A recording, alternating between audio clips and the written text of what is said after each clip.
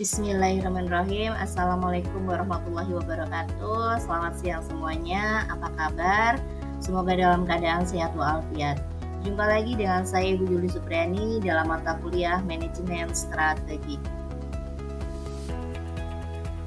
Adik-adik semuanya, kita sekarang masuk dalam pertemuan ke-12. Dalam pertemuan kali ini, capaian akhir yang direncanakan yaitu mahasiswa mampu menjelaskan dan mengevaluasi lingkungan eksternal dan lingkungan umum dan juga faktor-faktor lingkungan eksternal. Adapun indikatornya yaitu mampu menjelaskan dan mengevaluasi lingkungan eksternal dan lingkungan umum dan juga faktor-faktor lingkungan eksternal. Langsung masuk pada pembahasan yang pertama yaitu terkait dengan lingkungan eksternal dan juga lingkungan umum.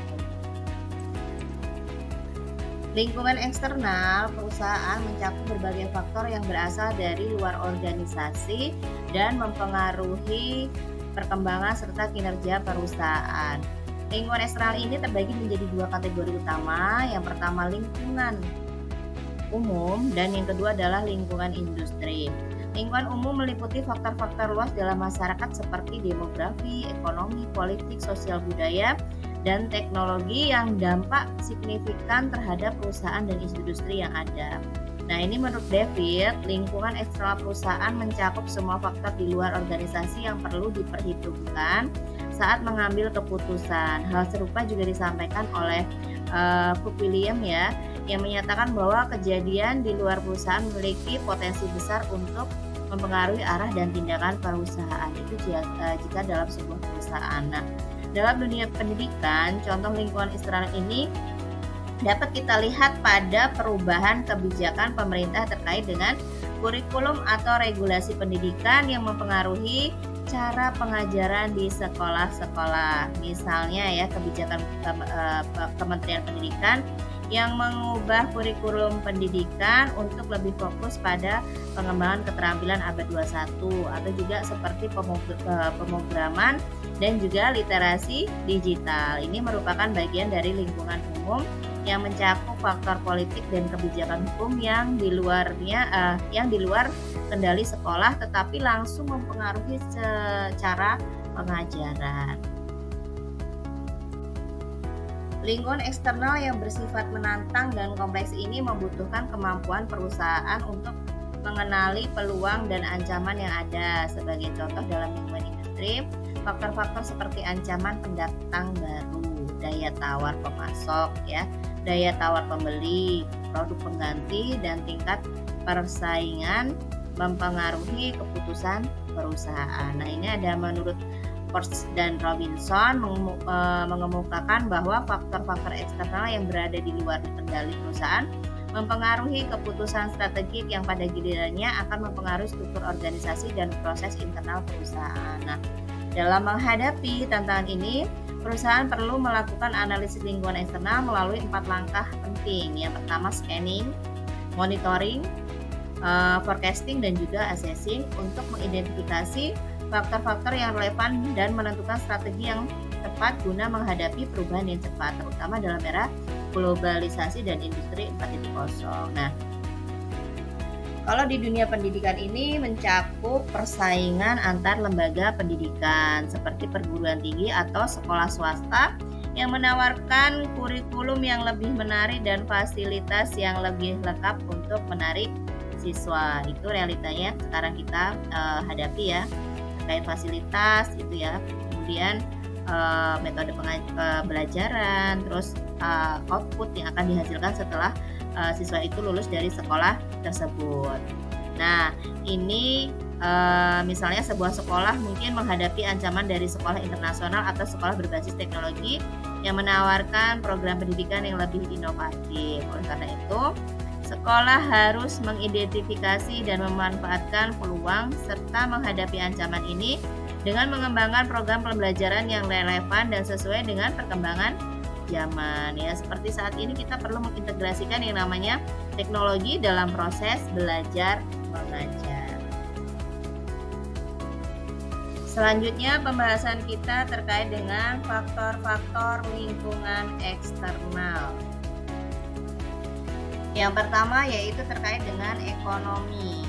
Nah, di sini tingkat suku bunga, neraca perdagangan, inflasi, pendapatan domestik bruto, surplus atau defisit anggaran, dan juga tingkat simpanan pribadi. Nah, kalau sosial budaya itu terkait dengan budaya lokal, adat istiadat, budaya asing, tren atau selera konsumen, perilaku masyarakat, dan juga pergeseran preferensi kerja.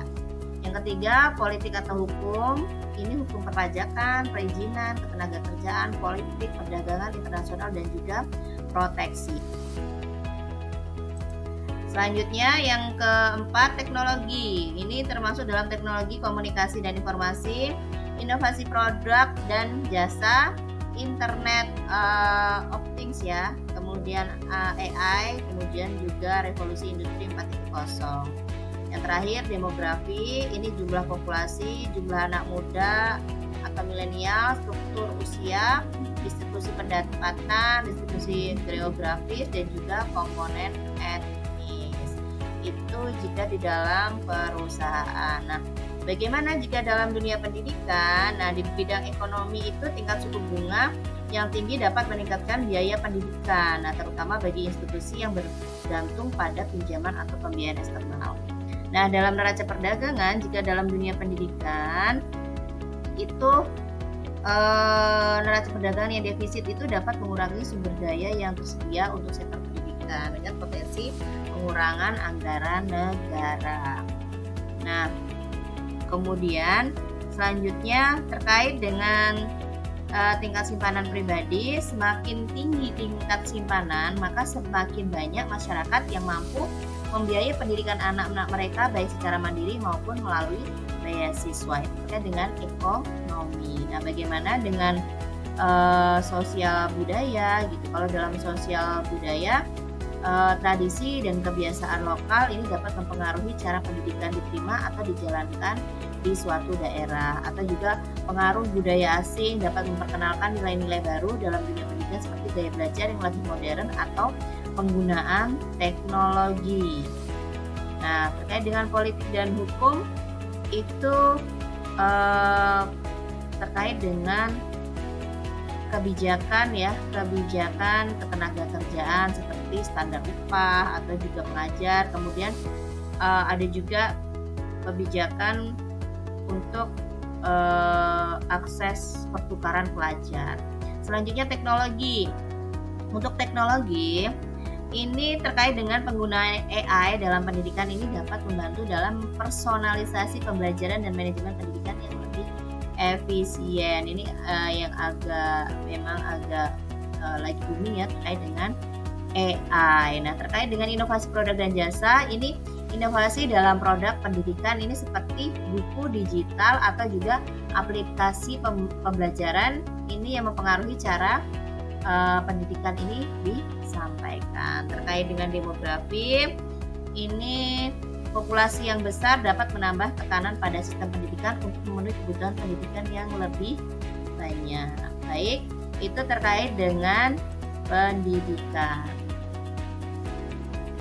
Demikianlah pembahasan kita mengenai manajemen strategis. Semoga video ini dapat bermanfaat dan menambah wawasan. Jangan lupa untuk terus belajar dan mengembangkan pengetahuan. Silahkan like, subscribe, dan tekan tombol notifikasi agar tidak ketinggalan video pembelajaran selanjutnya. Saya Hiri, wassalamualaikum warahmatullahi wabarakatuh.